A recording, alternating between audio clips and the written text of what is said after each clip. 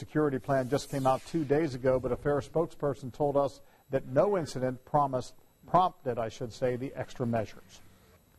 And 13 Investigates was at the fair today as the Department of Homeland Security finished up inspections on more than 50 rides. Now, they did find a few problems, like a cracked seat on one ride and a loose safety device on the Ferris wheel that must be fixed by the morning. Inspectors checked every bolt and pin to protect the thousands who will soon be on board. But if you spot a potential problem, there is an easy way to report it. On each ride, there's either a yellow or a green sticker on there that has a direct line to our state EOC. They could call that. They could tell us their concerns.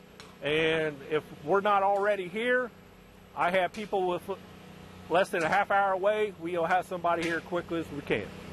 And we also have that hotline number posted for you at WTHR.com. Ohio State